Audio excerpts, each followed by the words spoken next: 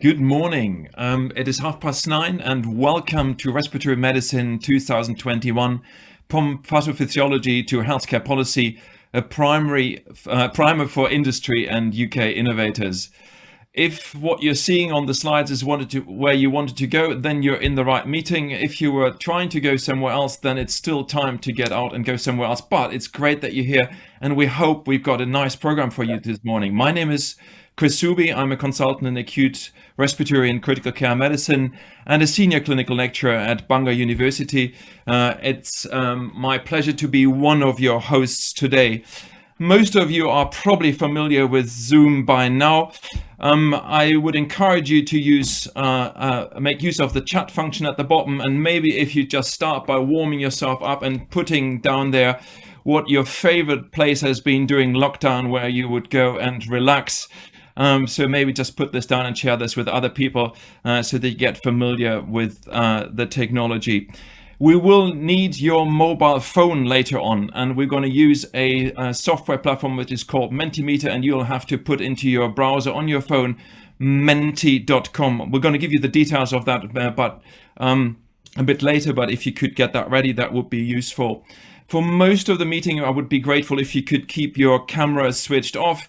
But if you have a question, if you want to enter, by all means, put some questions into the chat. And we'll pick those up, and then you can unmute yourself and come into the room as we're discussing your question. And I think that's probably all that we've got for housekeeping. I hope you're ready. You might have a coffee ready and maybe a healthy snack for later on for the little break. And without further ado, I'd like to introduce my co-host, Keir Lewis. Good morning, Keir. Morning, Chris. Morning from the southwest of Wales. My name is Keir Lewis. I'm a respiratory professor at Swansea and clinical lead at Hywel Dda. If you go to the next slide, please. I'm part of the co-host here. So we're talking about Respiratory Innovation Wales, as you can see behind me, and also the Life Sciences Hub. And I'm the medical director of RIW. And this is a government-funded company looked to be making a world-facing independent gateway for respiratory innovation and respiratory medicine into Wales. Next slide, please. And our mission statement is collaborate to innovate. So if it's new and it's absolutely innovative, then we really want to know about it. And that can be anything from research to certain quality improvement projects to evaluations. But this is a holy trinity, and one of my main mentors said to me, the trinity is where you bring in clinical, but you have to also bring in academia.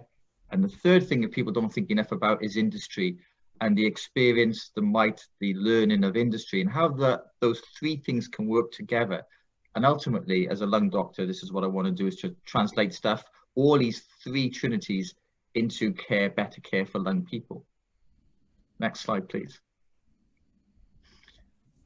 Over the last 3 years, RIW has evolved to run three main pillars. We do advice and advocacy, whether it's consultancies to large pharma or SMEs, and taking smaller companies, particularly through that valley of death. How on earth can you break into this massive NHS behemoth? How can you get through this stuff? And we're still learning, and we're based in the NHS. We're also driving education. That's looking at individual projects, individual diseases, bringing together experts, an online forum, and that's together with something called RIG, Respiratory Implementation Group for Wales, where we have online stuff. And I think the move is going to be online. We all have to acknowledge that. And something that we're learning, and you're going to hear from Gareth Davis later on about research and evaluation. And our research arm is to bring in funding and to cost ourselves into this to make sure research projects get up and running, and we're appropriately funded to do that. And we bring in all these people behind us, and it can be from devices to technologies to professional practice to case reports, all to improve lung health and stimulate economy and infrastructure in Wales and hopefully now beyond. Next slide, please. So our motto, and we have to think a lot about this, is co-create to innovate. And we really need you to help us co-create here. We need to be more responsive to everybody, drive the NHS for the right reasons, but also for the greater good for people with lung diseases in Wales. And that's RIW's remit. Thank you very much. So if we go on to the next talk, next slide, please. I'm going to introduce you to Dee, and she's going to tell you about Life Sciences Hub. Thank you very much, Dee. Okay, so good morning all. My name is Dee Lowri. I'm Head of Health and Co-Engagement at Life Science Hub Wales. I'm absolutely delighted to be here this morning. This exciting event, the first of many, and to see many known and new names. I was going to say faces, but it's all a screen. But I have been checking out the participants, so it's great to see lots of people that we know and lots of new faces as well. So next slide, please. So I'm just going to give a quick overview of the Life Science Hub Wales. Many people know who we are, some still don't. We're still quite new, not quite as new as RIW, but we're growing together. So Life Science Hub Wales was repurposed in 2018, aligned with a Healthier Wales strategy. And we're a wholly owned subsidiary of Welsh Government, funded by Health and Social Care and the Economy Department. And we sit in the middle to work with industry and to work with all of our NHS and social care landscape to identify those key challenges and to work with industry and innovation bodies like RIW to really start bringing those three pillars together. Next slide, please. So what do? So we create those connections. So this was really seen through the COVID pandemic event when we had the PPE call, identifying those key challenges, getting out to industry, supporting industry on what we really needed, where we needed it, how we needed it. And really we're able to support life sciences by making those connections, sometimes with other parts of industry. So across pharma, medtech and digital, from global to Welsh SMEs, so that we can all come together to do that. We listen to the key challenges, and obviously a lot of those are changing.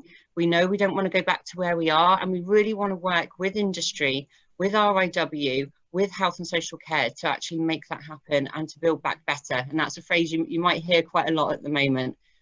We gather a lot of insights into those best practice, into innovative solutions, into global projects to see how we can really drive that across Wales to improve the lives of our citizens. Next slide, please. So as well as a team at the Life Science Hub Wales, so we have industry, digital and healthcare managers that can work with industry and health and social care and third sector. We also have the exciting Accelerate programme, which is working with 3 universities, industry and innovators. So those really new key ideas and helping them to take them forward, get the evidence and actually look at how we can spread and scale them. We also have the digital health ecosystem for Wales, and that's bringing together all of those key digital AI robotic players to really identify, especially as we move forward now, where those key opportunities are, but also how we can link digital with the evidence, with the with pharmacy, with medtech, to really drive those key areas forward. And we've seen a lot of movement, obviously, in that at the moment with face-to-face consultations. And I think there's going to be even more of that needed as we move forward. Next slide, please.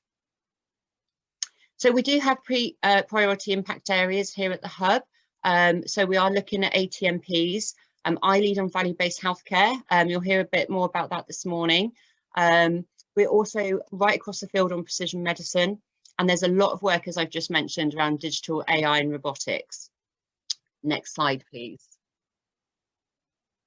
So how do we do this? So we do a lot of network building. So we do run the Health and Social Care Innovation Network for Wales. This is an open network. Our contact details will be at the end for that. I mentioned the digital health ecosystem for Wales. And really, this is about creating a mixed audience platform. So there are some networks in health, there are some networks across industry, and our role being that middle player is to bring all of those together. We are undertaking some work on research and thought leadership at the moment, and what does that mean for Wales and how do we reach out internationally? We do set industry challenges, and sometimes they come from industry into health, and sometimes they come from health and social care back out to industry. But through our innovation portal, we can actually share those opportunities and challenges. We are working with Welsh Government in promoting Wales as a destination to do business.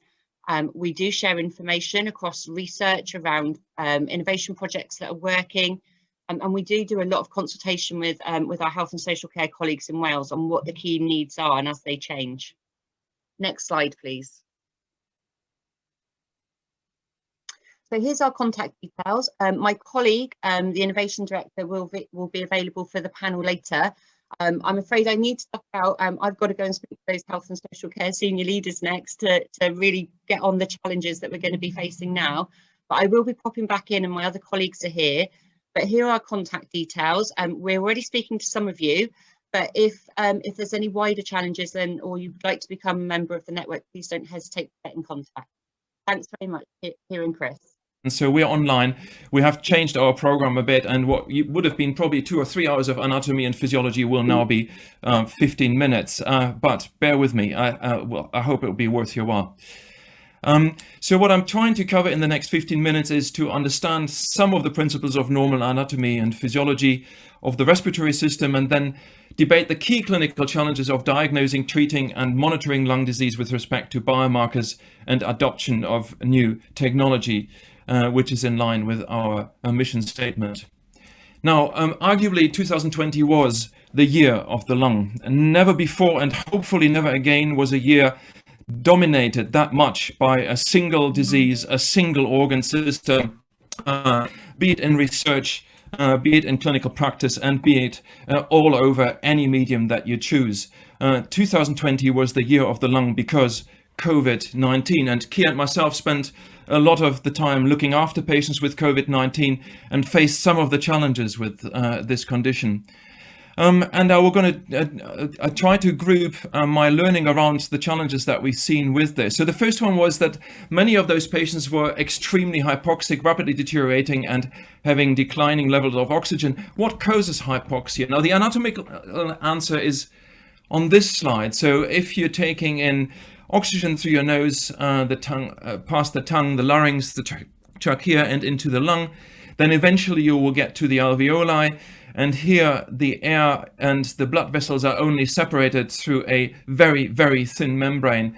Now you can reduce oxygen intake and cause hypoxia by disturbing the system at any level. So by having something that's obstructing the airway, by constriction and spasms of the bronchi, by scarring tissue that separates the air and the blood vessels in the alveolar in pulmonary fibrosis, and by many other mechanisms.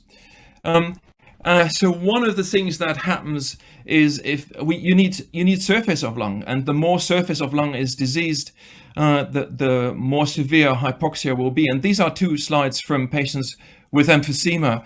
So you can see on this X-ray on the top here some very dark areas with very little of those white lines, which are lung structures, and in fact the lung structures are all pushed down. And on the right you can see a similar case. And this is a CT scan. You got the chest wall, you got the spine and the back. You got this is the gullet, this is the right, and you can see here emphysematous bullae, where there's air but no lung tissue. So when you lose that much lung tissue, you will struggle to breathe and you'll become hypoxic. Now here's my first question to you: what is the size of a normal lung surface of a average size person? We're going to need to bring Menti back in. You should have the code number on the top, 5775119. I've got 5 solutions for you here, and please go in and dial. What do you think is the size of a lung surface? The size of a large towel, a small garage, a small flat, a tennis court, or the size of a football pitch? And this is, in fact, the size of a tennis court, if you would unturn it. I bet they didn't know that in Melbourne. On the Australian Open. Now, the physiological answer to the question, why have we got hypoxia, is slightly different.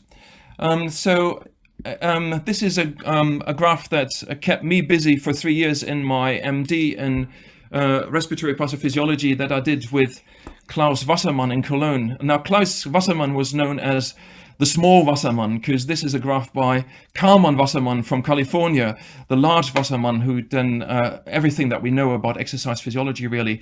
And he came up with this principle that you're taking oxygen in through ventilation, it is being distributed through the circulation, and you then utilize this and consume it in mitochondria, and in return then produce carbon dioxide that's being brought to the lung in the pulmonary artery circulation and expired back into the air. And you can see that anything that disturbs the system will lead to potential problems with hypoxia.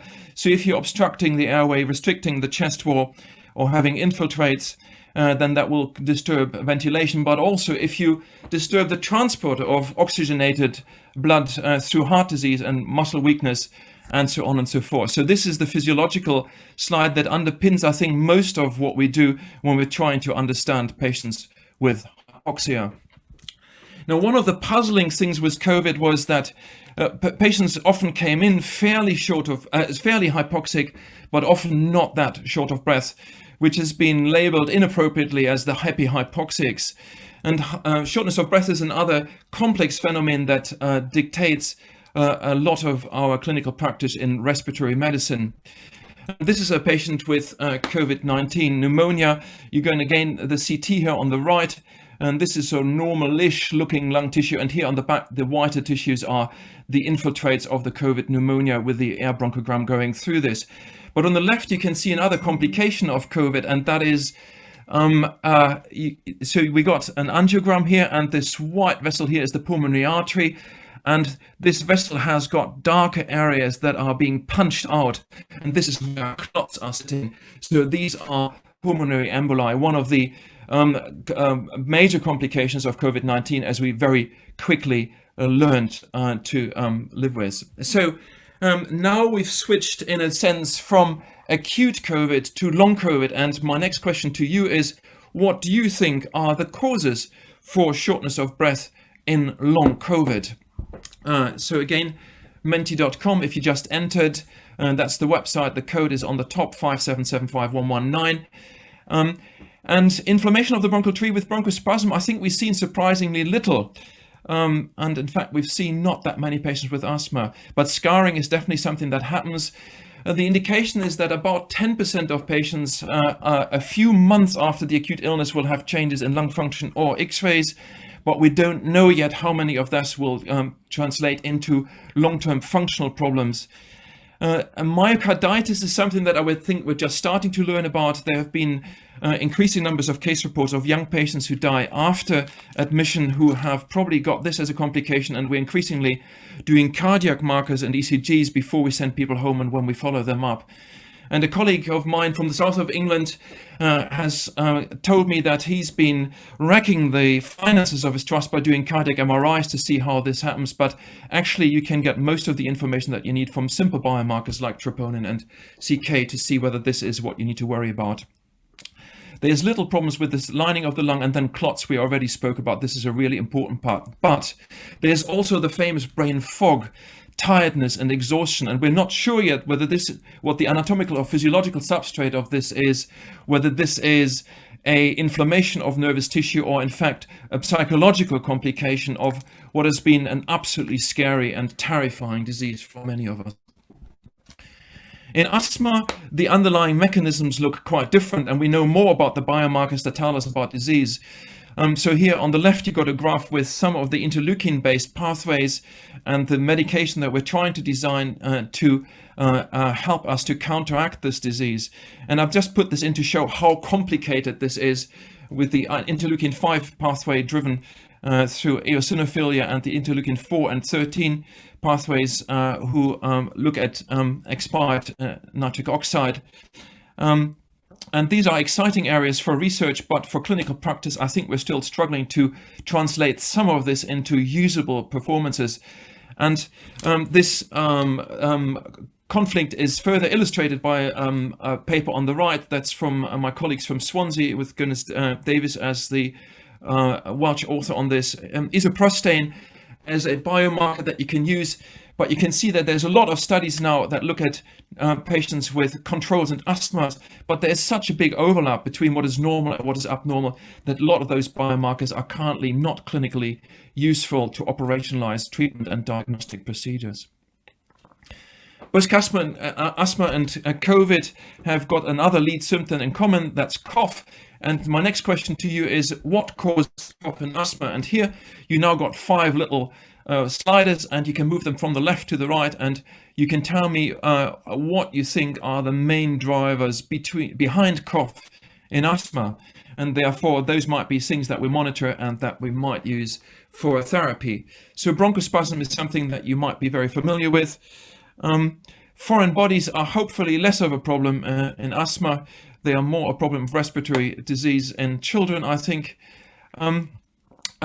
Increased secretions, and especially changes in the quality of secretions, is something that we're well familiar with, and they are often retained in the lung. This causes some problems.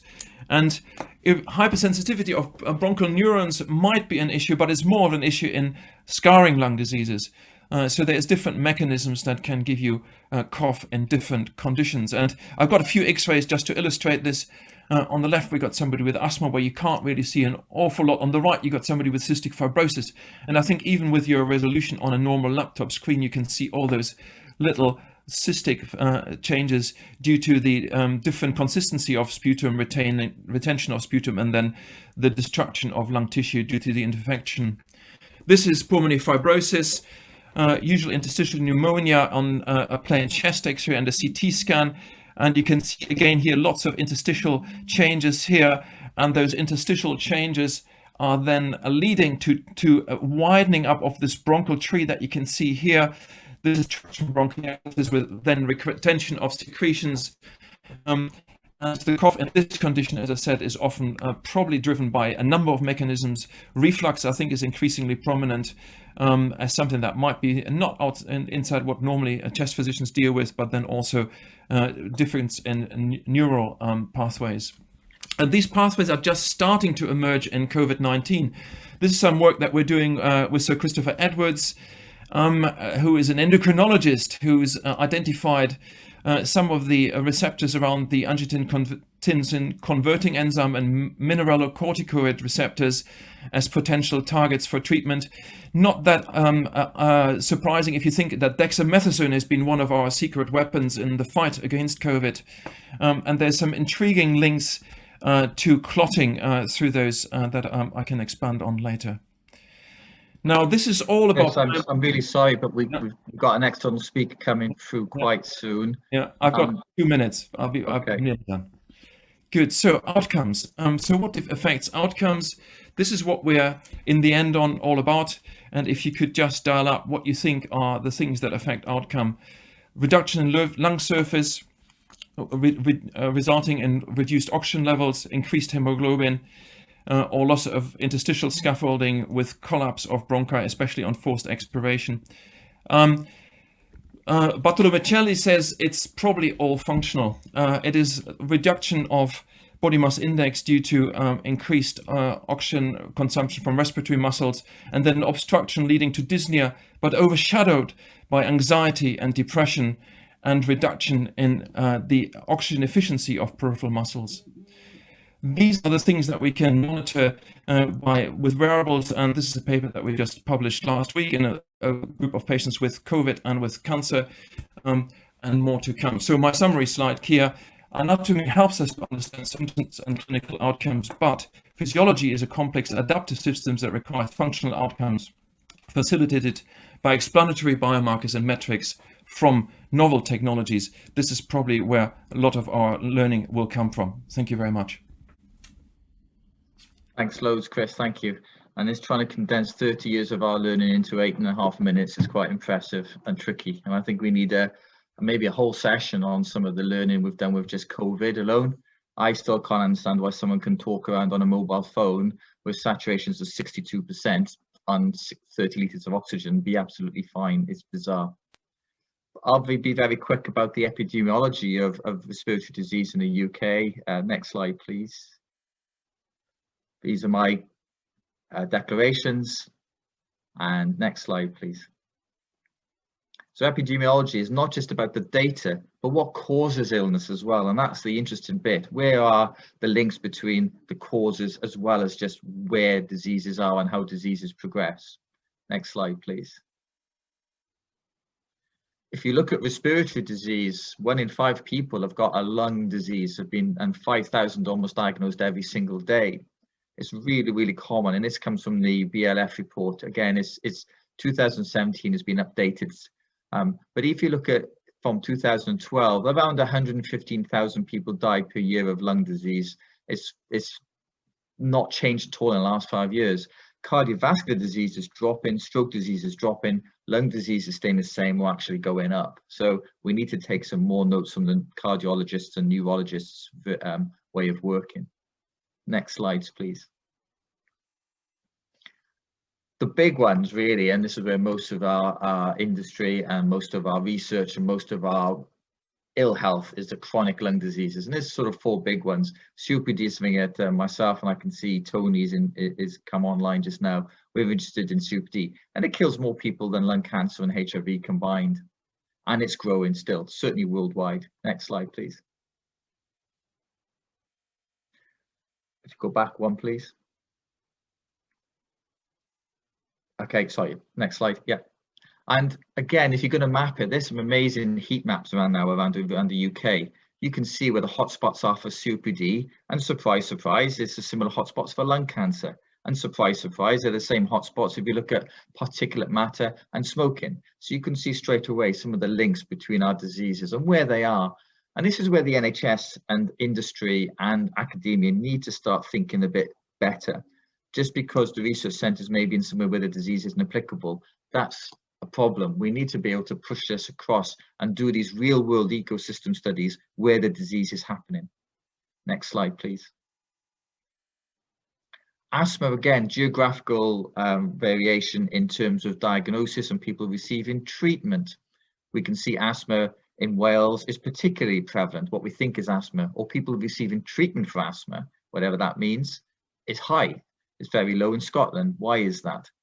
If you look at emergency admissions, there are patches in England, and there's only one real sort of red spot in England, which is around Manchester. That's the highest admissions in England for parts of Manchester and the northwest. And yet in Wales, the highest admission rates for asthma per capita is in Powys, a rural area. Is it to do with farming, or is it diagnosis? And Powys doesn't even have a local hospital that admits people, but is there admissions to other hospitals and the other health boards? So there's something unusual about this disease, particularly in Wales, and how it's coded and how it's measured. Next slide. We know with asthma, the biggest cost in asthma is prescriptions, and you can see the brown area for the United Kingdom, and across all the home countries, it is outpatient management of asthma. Admissions, again, 77,000 admissions and around 1,800 deaths per year. And 1,800 deaths doesn't sound a lot, but it is. Most of those are deemed preventable deaths, vast majority. So again, epidemiology and new data is showing us how we can manage these diseases in real time. And it is all about the data. In God we trust, but show me the data. Next slide. What we are doing quite well now in Wales, and also England is doing it, is that we have a closed ecosystem. So we have very up-to-date records now of our workforce, where our doctors are. And indeed, RIW holds a map of all the competencies. Every single chest physician in Wales, we now know where they are, where they work. I've got their mobile numbers, and I can blackmail them at times as well. But apart from that, we can give you this map of competencies, who's doing what in which research, in which disease across Wales. We can also map individual patients now. Next slide. We can map them quickly, and we can map them very well. So these are just 2 examples in the top graph on the right. This is a smoking cessation service in Hywel Dda. I can show where all the quitters are per town, per postcode. In Cardiff and Vale, we could see where all the referrals were and where the quitters were across one local service, and who referred them. And if we're not getting many referrals from maternity services to smoking, we'll know within a week. And that data is now real time, and it's massive data, and it can be processed quickly.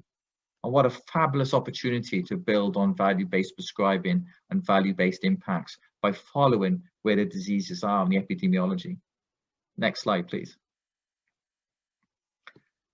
One of the good things about Wales up until recently, maybe since everyone's leaving the cities now, but Wales, no one ever came into Wales and no one ever left Wales. So we had a very closed system, which is interesting if you want to do genomic studies. And this is a study, I can see Louis online here, that we're doing across 2 major health boards in Wales, where we're mapping genomics, proteomics, lipidomics, RNAomics on a range of diseases from sleep apnea to lung cancer to COPD. And we are finding some remarkable data and new remarkable pathways that I couldn't even spell before, that we can potentially find new opportunities for interventions. And we can diagnose, for example, just on saliva with very high accuracy if people have got COPD or not, and what level of COPD they have, if it's moderate or severe, just on a saliva test. So these proteomic and these new approaches with technologies can be done well within Wales and across. Next slide, please. Because I know where the lung doctors live and work, we actually started doing trials. So this is a commercial COPD network that we put together for the Intrepid trial, the GSK trial. We were supposed to get 150 and we got 182, but we worked as a network. We didn't say individually to get four patients from a hospital, it's no good. But if I offer, we can get 150 from a network with one contract, then that starts to become transformational. And the thing I learned from this is how well primary care did. So the biggest two recruiters came from Shrewsbury and in Cardiff, and they weren't hospitals. And that delivered well. And these kind of studies, real world studies, can be done very well with networks, not with individual hospitals. Next slide, please. So again, within Wales, we've got access to data. We've got pretty good up-to-date primary and secondary care are joined within one healthcare system, one ecosystem, and one set of contracts. But again, going back to co-create to innovate, I'll go back to the mantra of RIW and look at some of the epidemiology opportunities that we can do within Wales. So that's the Wales picture. I'm going to introduce you to a friend of mine, Tony, who I've known for several years. He's a consultant in Newcastle Freeman Hospital and a professor at Newcastle University. And he can talk about the wider ecosystem across England. Thanks loads, Tony. So thanks everybody, and just to clarify, I'm in my pajamas because you can get away with it these days. I'm honestly not also on the COVID ward today. So thanks, Keir. It was a really lovely talk because there were some elements there about co-creation and about research and research ecosystems. I'm going to talk a little bit about that. I've learned that if you're Chris Whitty, you can get away with somebody else saying next slide. So I've gone for the low stress option here. Could I have my next slide, please?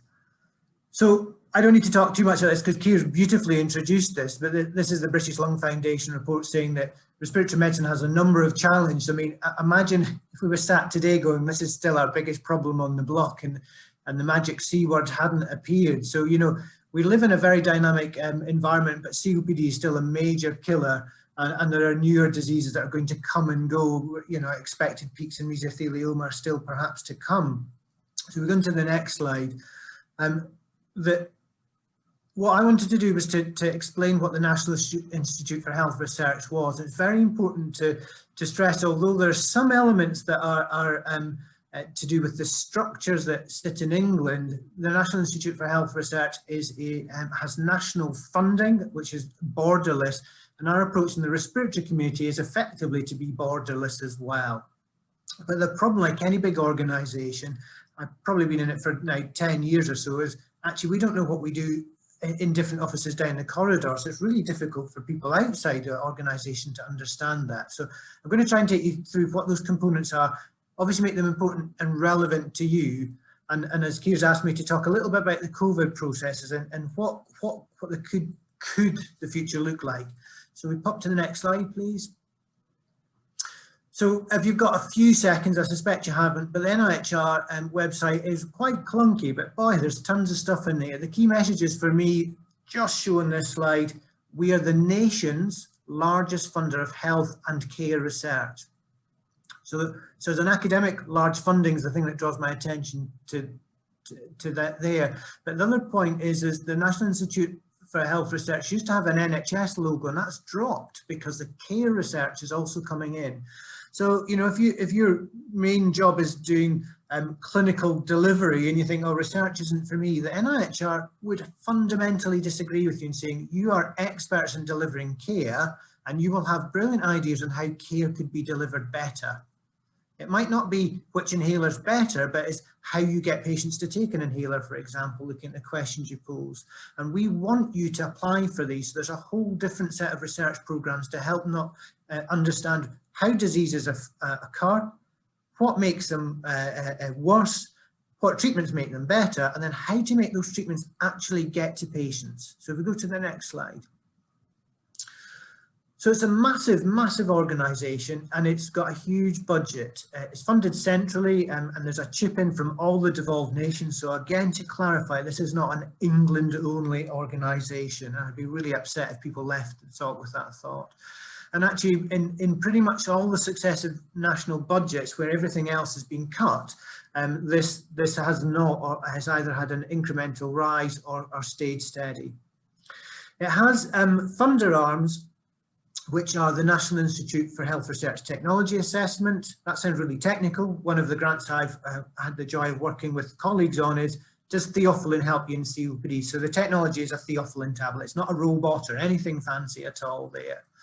And those are very simple, large-scale pragmatic trials. I'm actually the chair of one of those panels, which sounds very grand, but perhaps the most useful thing is that I'm in here to bend if you've got an idea. There's things called efficacy and mechanism evaluation, which is very much as how does this disease work and can drugs affect it? So it's very much more a phase 2 approach.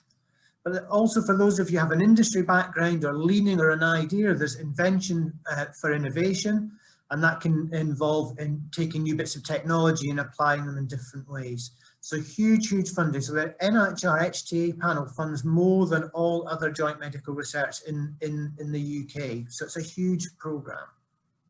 And interesting, we keep saying we don't have enough good quality applications, a really important message there. The NIHR is a completely separate arm, and I have feet in both camps, which is great because you start to pull things together. So it has a delivery arm called the Comprehensive Research Network, and that is funded in England only, and there are networks upon networks, and they're confusing, but there are 15 local comprehensive research networks, and then we work across those. The comprehensive research networks will probably be easier to see in the next page, but just to make the point that we view that there's 18 LCRNs, we're just the devolved nations are a local research network. So if we can go on to the next slide, please. So on the left, you'll see that there are different LCRNs, and they have different fundings. I'm based up in the top of the northeast, which has a huge geographic area but a small population, and you'll come down to London, which is obviously the converse.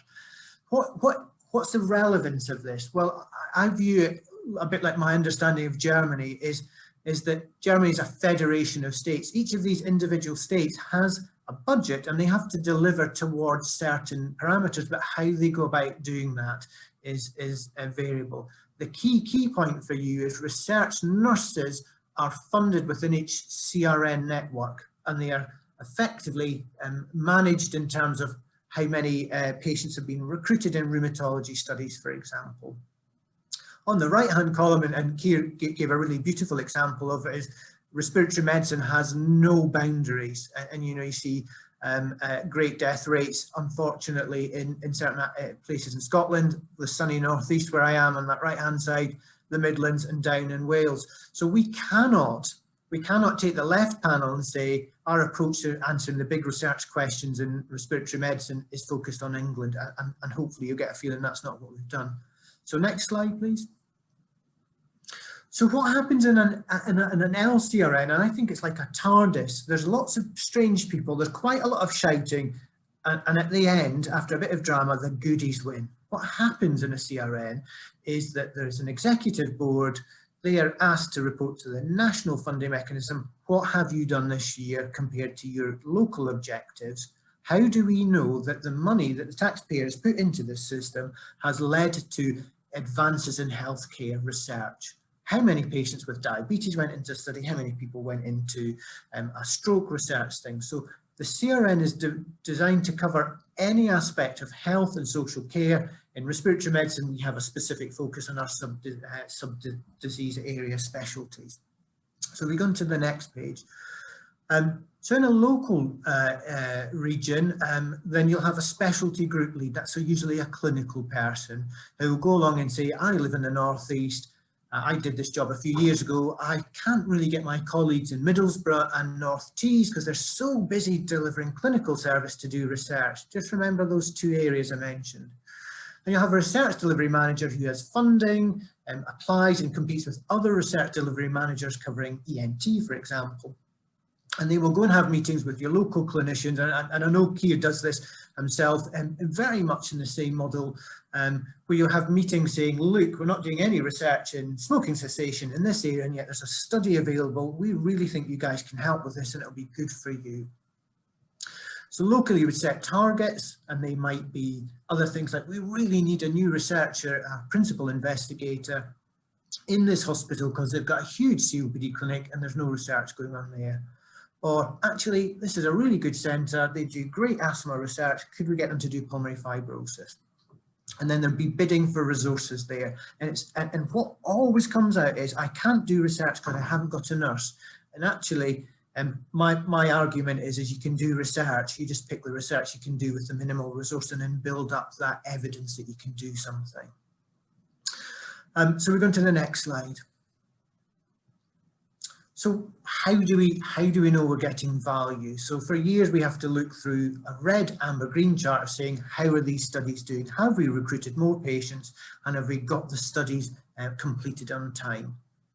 There's a thing called the NIHR portfolio, which is a set of studies which we have effectively said we are committed to making sure these studies work.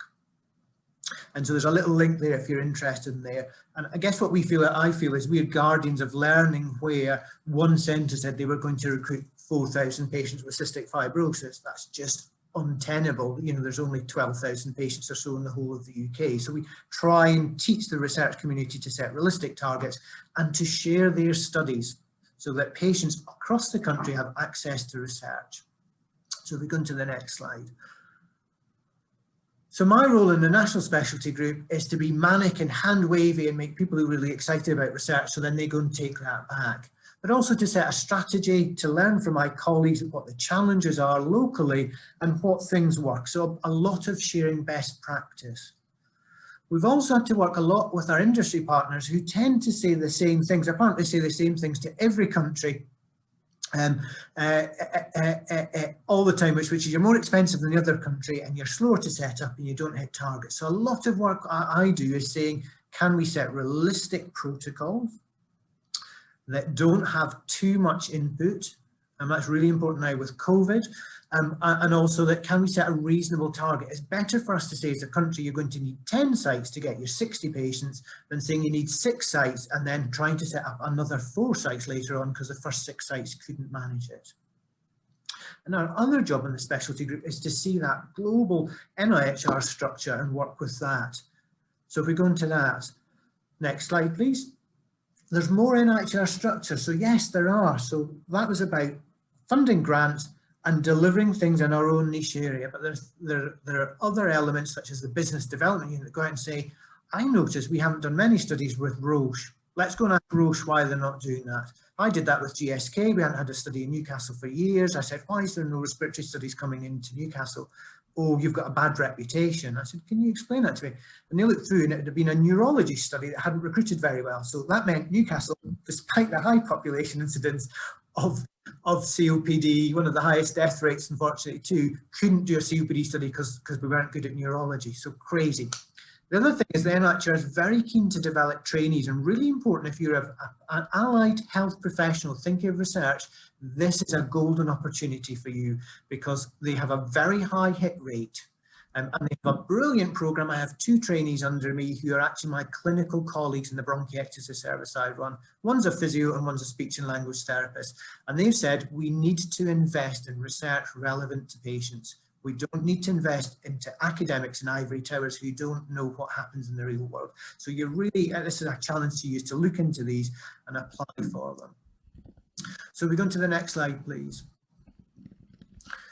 So there are other structures, for example, the biomedical research centres, and this is top slice, this is money that the English government has put money into, and there's sort of very similar approaches being done in the devolved nations. But the BRCs are effectively like many NIHRs themselves, where they have staff, they're asked to apply within internal pots for PhD studentships, and they have themes. So Newcastle is actually an ageing BRC, so I suddenly made COPD a disease of ageing and got one or two grants of there that recruited to the portfolio. So that's how that works. So there are infrastructures there, and the BRCs became really quite important in COVID research, as you'll see in a second. So next slide, please.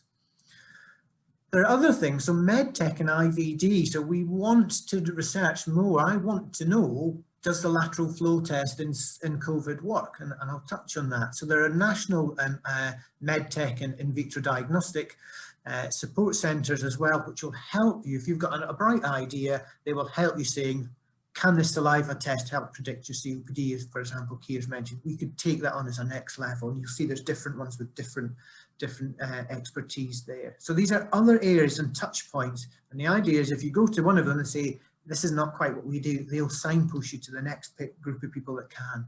So next slide, please. So recently, and pretty much torpedoed like many other things by COVID, was these things called PRCs. What we really want to do is to do the whole nose to tail of research. We want to say, come and do early phase research. We will give you support in BRCs to do early phase proof of concept, and then we want to do big large scale study at scale and pace. And the PRCs effectively have been that next level beyond what we do in hospitals and primary care, for example, is saying actually these people are only focused on delivering research as opposed to many of us do research and clinical service delivery. So a really clever idea, and that become important. I'll touch upon it, but you see there's a number around the country, and they've been designed to fit in places where there's both capability and high comorbid populations where we're likely to recruit well. So not in big centres in London, for example. That's been a specific strategy the NIHR has taken. Next slide, please. So that sounds great, but what happened with COVID? Well, you probably know we did try and do research in the first wave of COVID, and it became quickly clear that we just couldn't and had to stop. And Chris Whitty and colleagues, Jonathan Sheffield was the head of the Comprehensive Research Network at that time, worked together to make it effectively clear that research nurses should not be sat at home doing nothing, and I wouldn't suggest they were, but that seemed to be a bizarre thought that could come in. But there was a significant concern they would get pulled into clinical care, and of course that did and should happen.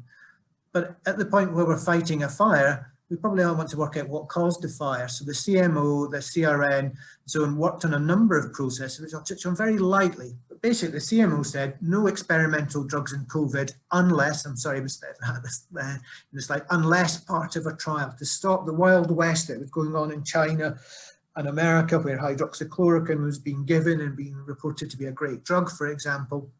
So that was what went on, and we developed a thing called the urgent public health process. So last couple of slides for me, what happened? So as a national panel, we set and went through hundreds of studies. So busy day on COVID, and then we had 6 hours a week going, are these studies important? And we chose a number of studies, and we deselected a lot of studies because either were too technically challenging to deliver, or they were not going to lead to a drug that we could manufacture and put into patients. And there was a whole lot of people involved, clinicians and pharmacists, really important in that mix, as well as methodologists. Next slide, please. And this led to huge changes. So the recovery trial you've heard has been on TV. It's been a groundbreaking trial because it's very simple. So I was a lead for that locally. I've had a nephrologist recruit into this study for me. So it's a very simple study, and the message for this will lead to us changing how we do large-scale trials in the future. If we go into the next slide. And ironic, here's a letter from the colleagues that led this, which was basically saying, Tony, nobody wants to do the recovery style because it says dexamethasone and the WHO says not. So I managed to leverage all the goodwill and blackmail I could against colleagues. We go into the next slide. Now, not for a minute am I suggesting I made this work, but what I'm saying is that we actually use that. We just need to answer this question. As you know, it's one of the few drugs that does work. I've highlighted in here two of my colleagues who I couldn't get involved in research when local specialty lead said we have to commit to COVID, and there's the names in the New England Journal of Medicine paper from North Tees and Middlesbrough. So huge changes in what we do. Next page. And then we've had huge medtech trials. There's a study I'm involved in, which is how to give which ventilation format prior to going into ITU, the world's largest study. Next slide.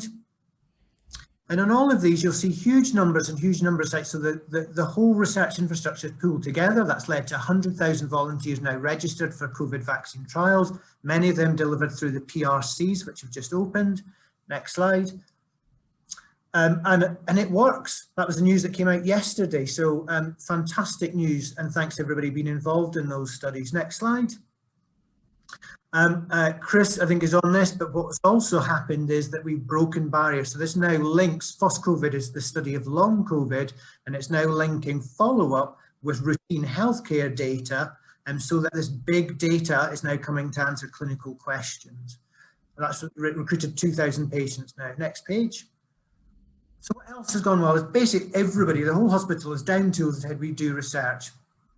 We've gone rapid approvals, start studies, and rapid local approvals. You must get this study set up now. It's been green lighted nationally. We've got these new sites that are powerhouses, and then the biomedical research centres have really found their ground by looking at phase 2 studies. So we've got drugs that work that are simple to study now, and then newer, more complicated. And we've got this concept of sprint. Stop one study because we really need to answer this study, and then you can go back to the other. Next slide. Nearly done there.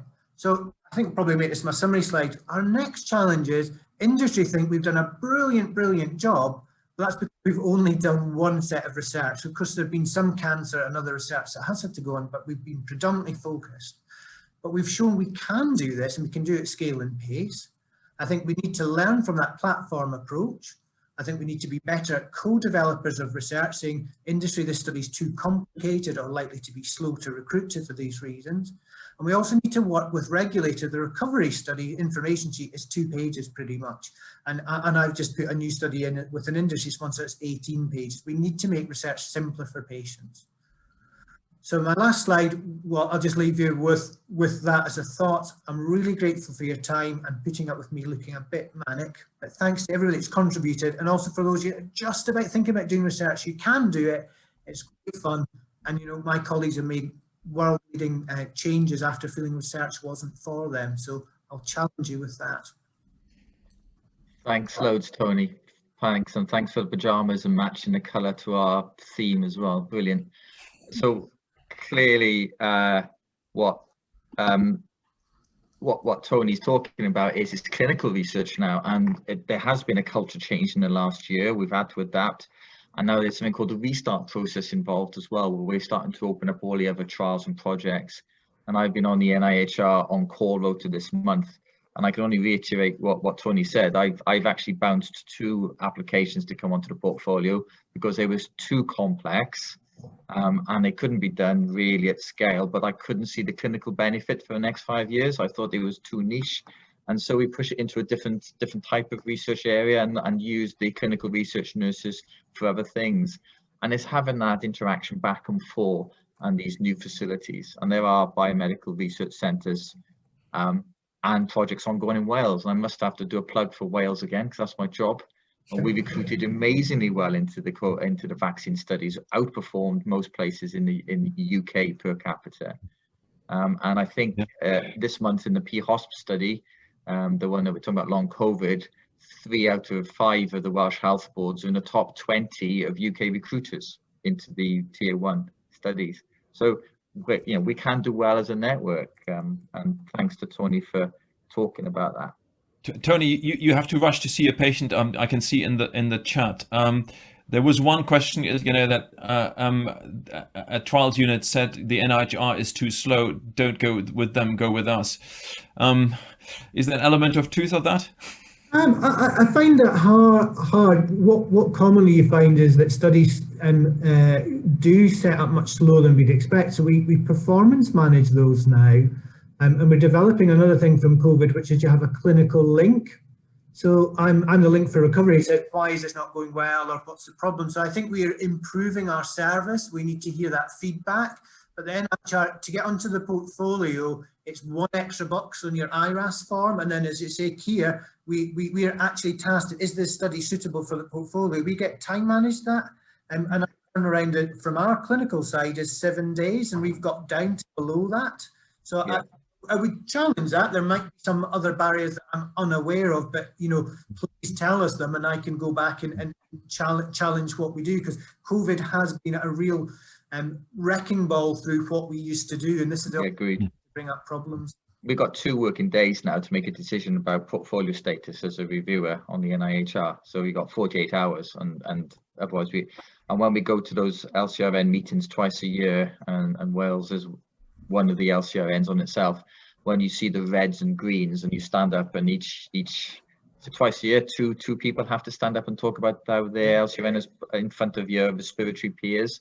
And there's 14, 15 professors in a room, and it can be very good or very embarrassing. So it is being performance managed better, but I guess if Tony has to rush, myself and Chris and any others, we're going to move to the next part now, which is really hot topics. And thank you. I give him a virtual round of applause for anybody who thumbs up for Tony. You can put the reactions button on at the bottom there. See, there's the little hand clap. Come on, give it one. Thanks, Sean. There we are. Come on. Good. Okay. And just to say, put some questions into the chat box, and maybe if you want to let us know who you are. You obviously got your name up. Some of you have only got a number, but you can change your name on this beautiful program, and you can also say for whom you're working, and that makes it easier then to put things into context, if you don't mind. Thank you. Thanks, loads, Tony.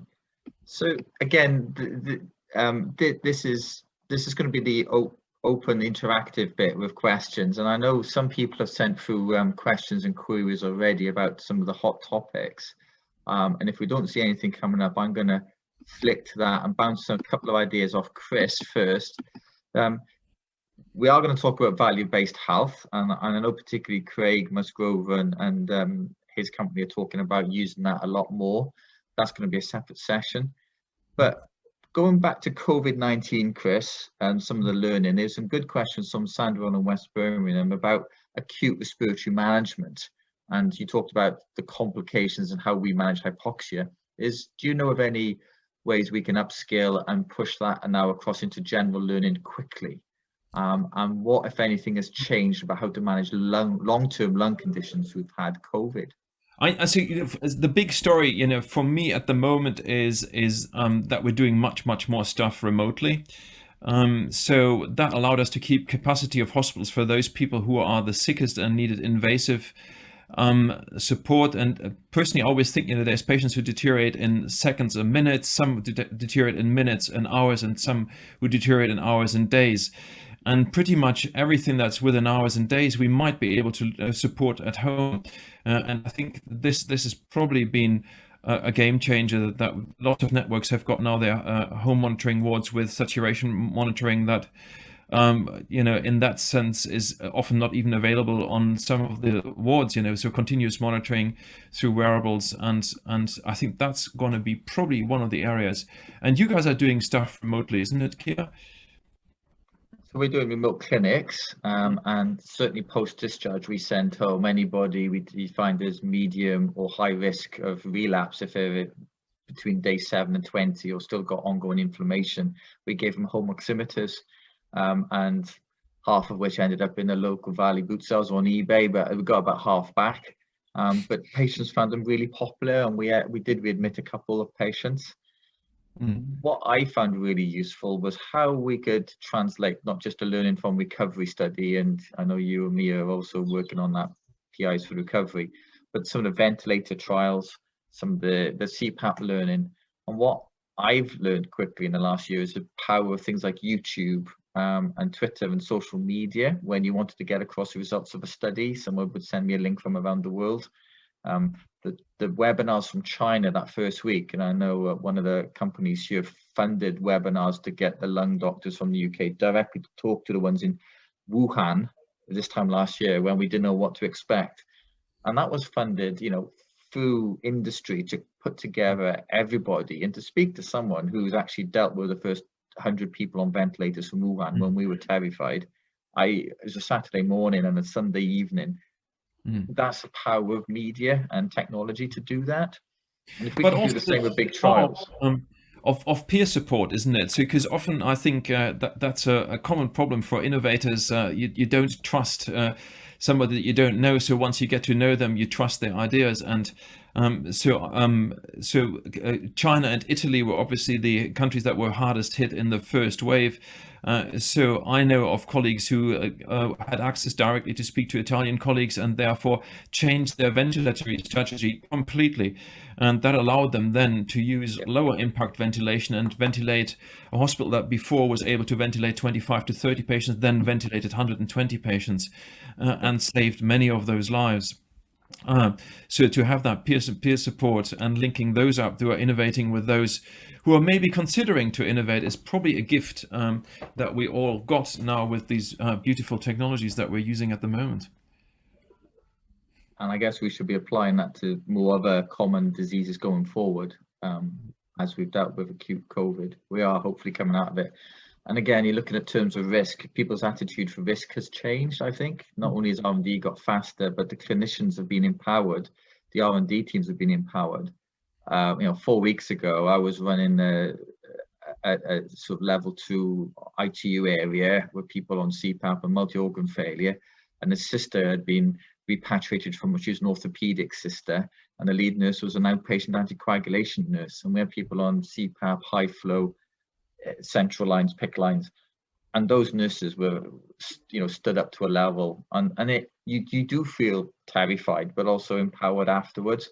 And if we lose a lot of that learning now and go back and then become process driven, committee driven, then the NHS has missed a big opportunity. And I guess that was learning, isn't it, that the recovery trial with the simplified consent process allowed many people to have access to these life-saving treatments that otherwise wouldn't have been included. There was a question on lateral flow that Tony was meant to comment on. I think he is gone. I'm personally not comfortable to comment on this. I don't think I'm a subject matter expert on this. But Tony has left his email address. Keir, do you comment on that? I'll probably do a shameless plug for Bond Digital Health, who've won 2 awards in Wales for developing a software program that supports lateral flow. So these are tests where instead of using PCR to measure viral particles, which is what we do with our normal swabs, and send it off to a central laboratory, the trick with lateral flow is a point of care testing. So you have a mobile kit, maybe the size of a phone or a book, or at the most, 2 or 3 laptops, so you can move around much more quickly. And you basically add a blood test or a saliva spot, and it flows across a series of sensors, and each of those sensors will light up. But then what do you do with the results? How do you interpret the results? And I know there's some work, certainly, that Bond has done with a company in Canada, International, where they've got the technology, but they haven't got the programming to say, well, we'll send a text to your phone. Your own phone can pick it up. And if you can have a lateral flow for COVID, if it's positive, it's helpful. They're not quite as accurate at the moment as PCR when you're doing those swabs. So if it's negative, you still got to take with a pinch of salt. But it's really helpful if it's positive, because then you can advise someone to isolate or to be aware of the symptoms and stop the spread that way. And it can be picked up in people who are asymptomatic. So all of a sudden, lateral flow opens up an opportunity to mass test lots of people without lots of laboratories and people coming and sticking things up your nose. And there are lateral flow sensors now and technology for whether using big omics platforms for lung cancer, for example, for diabetes, for COPD, possibly for pulmonary fibrosis. A lot of technology is there. It's all based on little diagnostic kits that you can move around. We're looking at one with COPD with a company from Swindon, us and Leicester, and there's only clinical in Leicester putting work into that, and it sends a signal to your phone each day based on your a saliva test and or a urine test actually.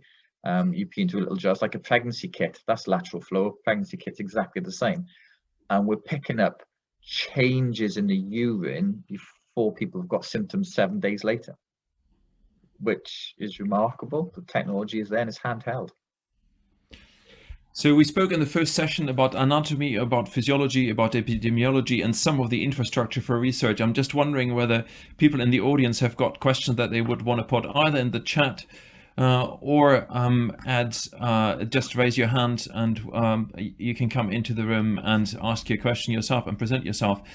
There is a question from Simon Hutchings about vaccination. Is there a problem with just developing new and maybe better vaccinations against this backdrop of existing? I have to say I'm slightly less worried about this. So we were heavily involved with the Novavax vaccine, recruited 500 patients into this in a very short period of time, over-recruited, again demonstrating that Wales has got the infrastructure to develop these things at really fast pace. And I think one of the things that I think has blown all of us away is the willingness of patients to participate in this type of research. We've been inundated with volunteers. And that's, I think, something that is also, I think, really positive and enabled some of the research that's otherwise difficult. Now, not everybody is vaccinated yet, and those who are vaccinated against the current strain of the virus. I'm in little doubt that the mutations are only the start, and that similar, and we see with flu vaccinations every year there will be changes. So I don't think there will be any lack of opportunities for improved vaccinations to make their way onto the market. I think we have to work out at what stage they get tested. But I think this will stay an ongoing program. I can't see this going away anytime soon. I'm not sure, Simon, whether that answers your question. Yes, it does. Thanks.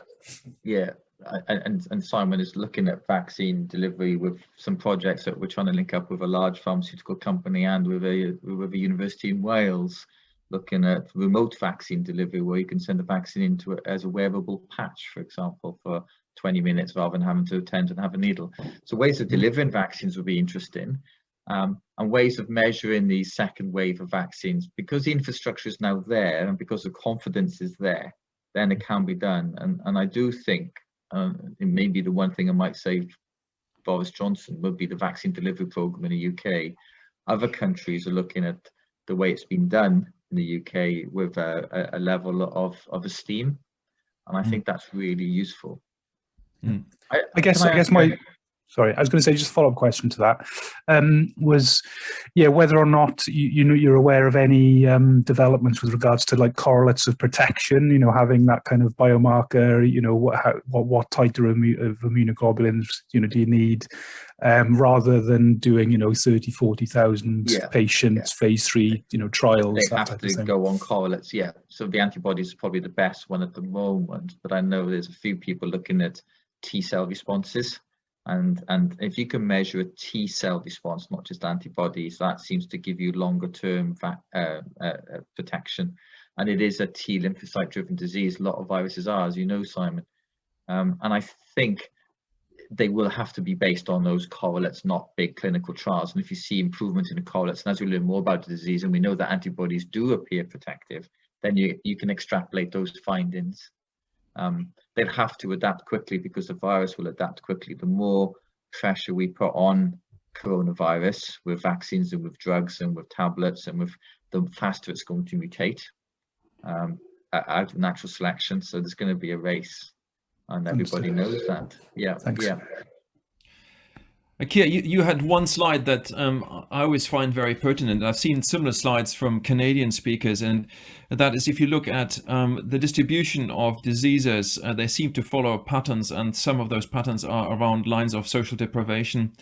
So whether you take asthma or you take COPD or you take COVID, the hotspots and the maps are near identical. It doesn't really matter which one you pick, which gives us an interesting question, how do we deliver healthcare interventions at scale? So all this brilliant treatment that's coming out, inhaled treatment for asthma or vaccination or whichever intervention you choose, how do you get this to those areas of social deprivation? And is that not the biggest growth area for healthcare to come? Agreed. And I think the value-based talk, Hamish will touch on later, is going to talk about that. But if you look at one of the 4 prudent healthcare principles that certainly Welsh Government has now put into all policy, and all health boards will have to reflect on this and respond to it, is the greatest need goes to the person first. So those in greatest need get treated first, and that reverse healthcare policy from Tudor Hart since has been, we need to look more where they're socially deprived. And the sad thing is, COVID's done exactly the same, isn't it? You know, it's the poor and the deprived areas in those same black spots have been hit, dreadfully hit. And those areas where people have relied on 3 generations looking after each other in the same street have been hard hit now as well, with South Wales valleys and certainly parts of Llanelli. Those are the areas where we're now no longer allowed to have those family bubbles, those 3 generations. And it's a way of life that's going to go. Smoking is one of the things that we can address more in obesity, all those risk factors in epidemiology. And if we can track those people and now put it into policy, but get advice from industry where we're going to do the next trials most. Let's do it in Merthyr, let's do it in Llanelli or parts of Wrexham, you know, not in the middle class southeast, because that's where the greatest drugs needs are, the greatest interventions are needed.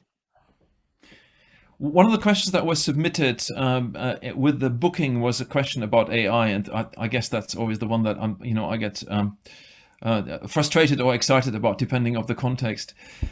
So there's always this hope that, you know, when we're using all this data that we're accumulating at the moment, and I think the SAIL database that collects a lot of the data, health sales data, and is based at Swansea University, is a brilliant example of using data.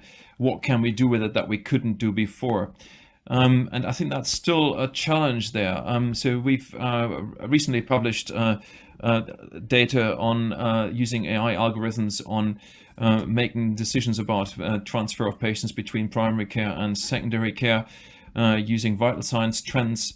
At the moment, we're still relying on groups of patients and large cohorts of patients, but in the end, we'll probably be able to use patients as their own controls if we've got enough data on them. And I think this is certainly the area where we will invest for research in the next few years. And we just submitted a literature review for this to Resuscitation Plus.